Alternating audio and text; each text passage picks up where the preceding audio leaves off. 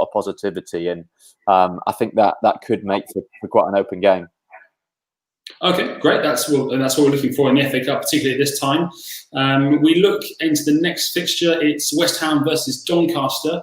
Again, it's great to see these sort of these matchups. The Hammers, they look really good under Moyes right now. They're 7th. They've won 3 in a row, and they're entering the cup tie in strong form against the lower league opposition. Donny, on the other hand, they're riding high in League One. It's always a very competitive division with some big teams around them at the top of the table. They've actually won 9 of their last 11 games in all competitions. It's odds of 12.5 on an upset here. It looks unlikely, but what do you think? Yeah, I mean, Doncaster, as you say, have got great form. 6 wins from 7 in the league, 4th in League One, so right in the mix for promotion. It's the sort of form you're looking for in an underdog going into a game like this. But on the flip side, West Ham on a really good run of form, 4 straight wins in all competitions, looking really solid in the league. We saw that again midweek with that 2-1 home win over West Brom. And they're not letting many goals in either, only 1 goal conceded in their last 4 league games. So, yeah, West Ham in a good place at the moment. You expect that David Moyes will shuffle his pack a little bit. So, will that weaken them potentially? But I think given that strong form and given that defensive solidity, I think they'd be reasonably confident about coming through that unscathed. And just to looking at that defensive form they've shown for potential bets, you can get odds of 2.0 on West Ham to win to 0. And I think if they can take their recent form into this game, that should be well within their grasp. Yeah, absolutely. I mean, if you take those odds against a League One side, it do sound like quite appealing to onlookers. The next game, surprise, surprise, City got a friendly-looking draw in a cup competition. It's a common practice nowadays. Man City go away to Cheltenham Town. Cheltenham, they are 6th in League Two. They've actually hit a bit of a dodgy run of form with just 1 win in 9. That one win was actually in the FA Cup over Mansfield. It's not what you need when Pep's men arrive at Johnny Rock Stadium. City, on the other hand, they're looking really good. Just 1 defeat in 26. They're lurking about in the Premier League, and they're waiting to pounce on the top 2. And as I said, they found their form, and they will almost certainly win this one against a lower league opposition. Are we looking at the Asian handicap for this one here, or the goals market?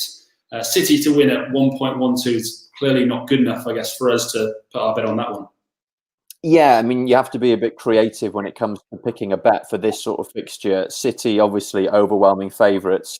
You go back to round 3, and with a changed team, they managed to beat Birmingham City 3-0 at home without any problems. And if they can do that to a team who are halfway up the championship table, what they're going to do against a team like Cheltenham, who, albeit riding high in League Two, but on a really wretched run of form, 7 league games without a win. So yeah, if you fancy City to rack up the goals, maybe back on there being over 4 goals in this game, you can get odds of 2.25 on that on Oddspedia. And the form that City have shown of late, the way that they disposed of Birmingham in round 3 with a second string team, that's the only outcome I can see here. Sure. Okay. That wraps up Saturday's action. Into Sunday, we start with Chelsea at home to Luton Town. Lampard's now favourite with the bookmakers to lose his job next in the Premier League. Looks more like when rather than if for Frank in charge of the Blues. A defeat here, or even a poor performance, could really decide his fate. Luton, they're they're mid-table in the Championship in 13th place. They've got odds of 19 to win the Bridge. Surely Chelsea's firepower and their quality is going to pay off for them here in the Cup.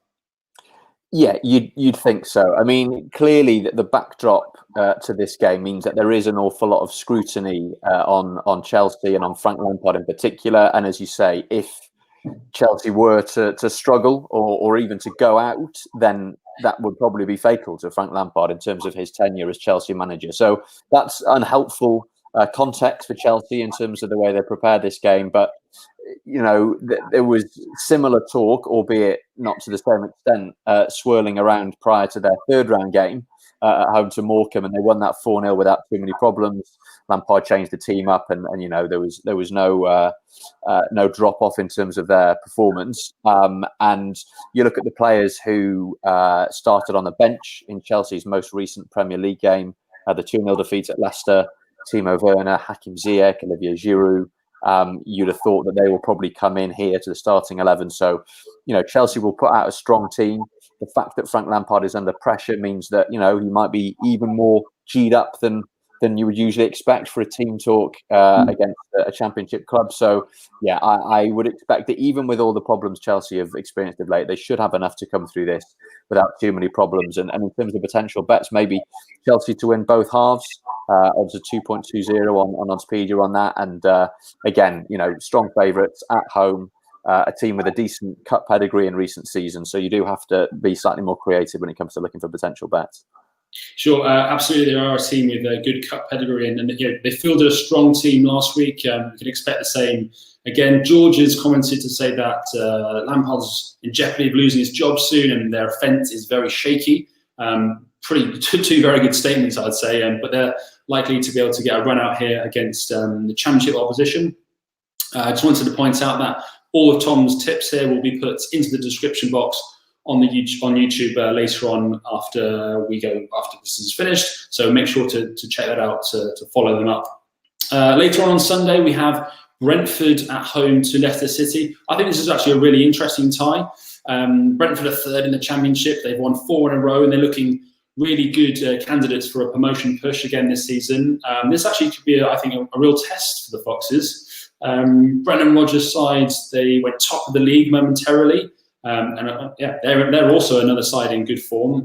But their attention, I guess, could be more on the league, with sort of quietly going around doing their business and propelling up the table. So do you think we could maybe see a mini shock here in West London?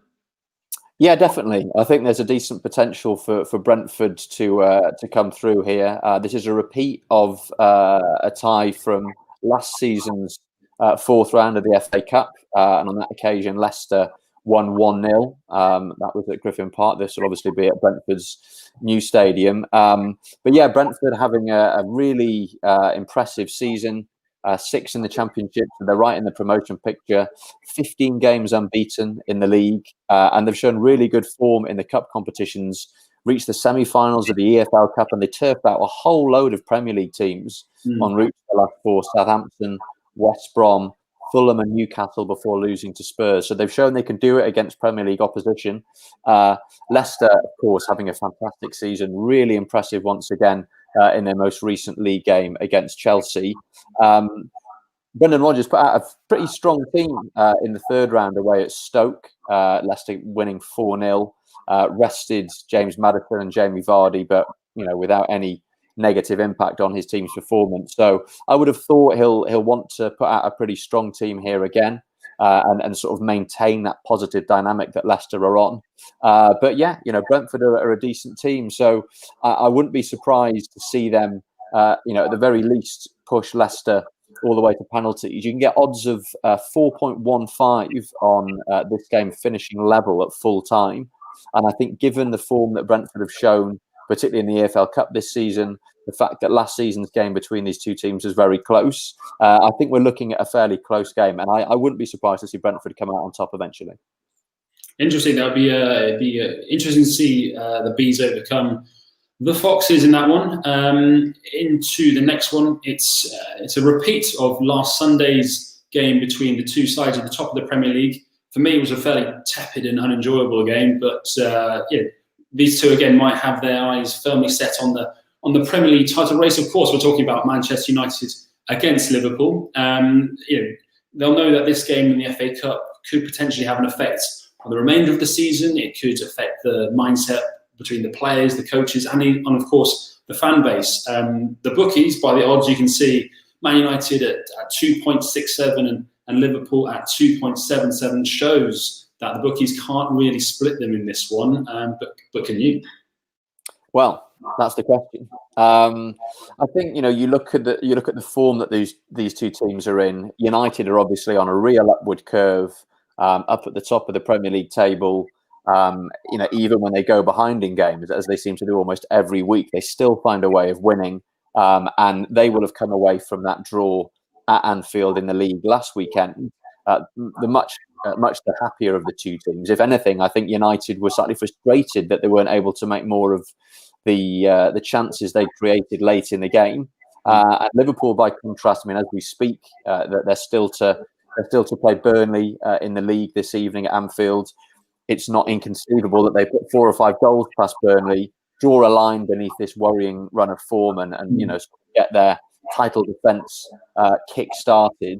But as we speak now, it's 4 league games without a win, 3 league games without a goal. We've not seen Liverpool struggle like this for a few years now under Jurgen Klopp. So United have the positivity, they have the momentum, and I think a factor that could be a determining factor here is that it's much easier at the moment for Ole Gunnar Solskjaer to make changes to his team than it is for Jurgen Klopp, because Liverpool, as we know, have been blighted by injury problems all season long. They're already having to field Fabinho and Jordan Henderson at centre back. So, there have been times when elements of their team have looked quite weak in recent games, whereas United are basically full strength. So I wonder whether that momentum, the fact that it's easier for United to freshen things up, the fact that it's at Old Trafford, whether that points towards a Manchester United victory. And yeah, as you say, odds are 2.67. Difficult to split the teams, but I think that the positivity, that the momentum, the belief that United have at the moment might give them a slight advantage here.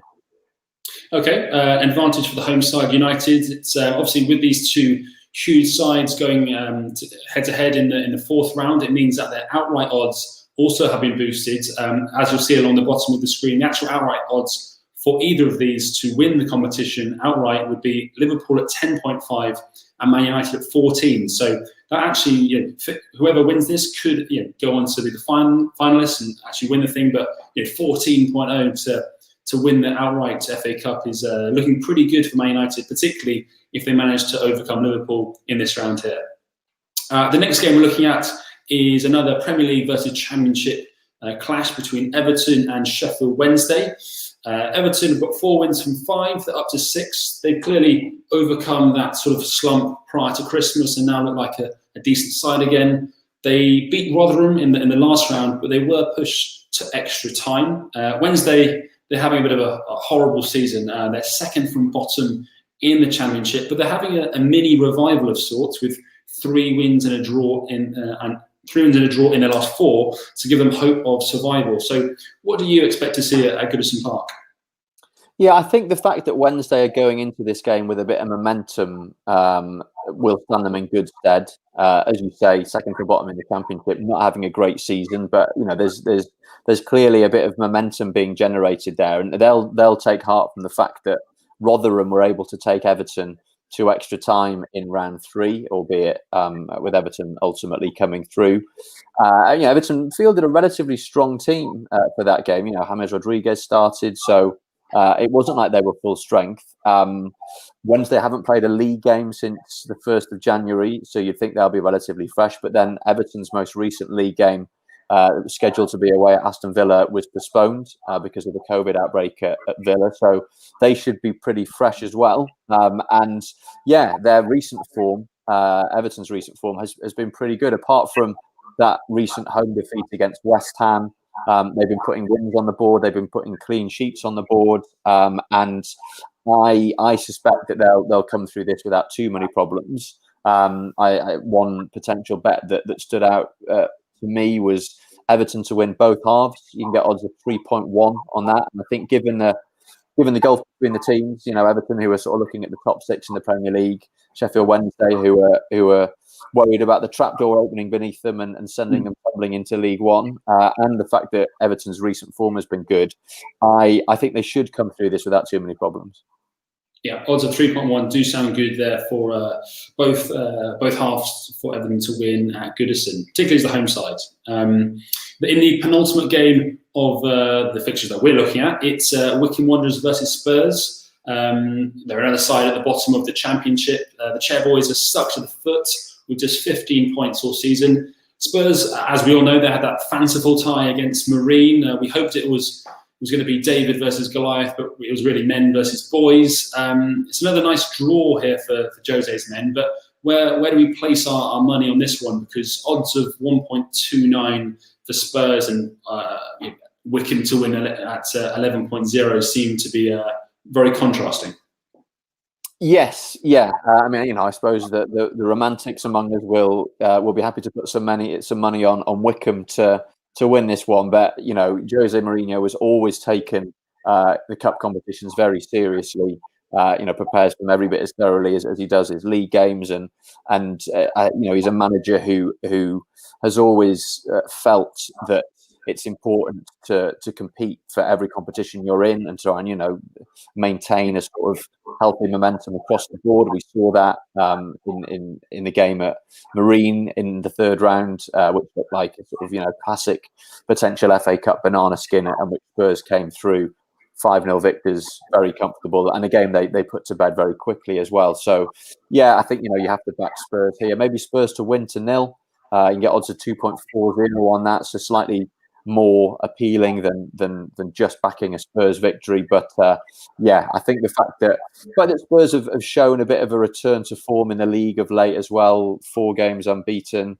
Yes, they were disappointed to drop points at home to Fulham in the most recent home game, but apart from that, they won pretty convincingly away at Sheffield United last time out. They won quite convincingly at home to Leeds a couple of weeks back. So they look to have come through their own recent sticky patch and seems to be moving in the right direction. So yeah, backing Spurs to emerge from this unscathed.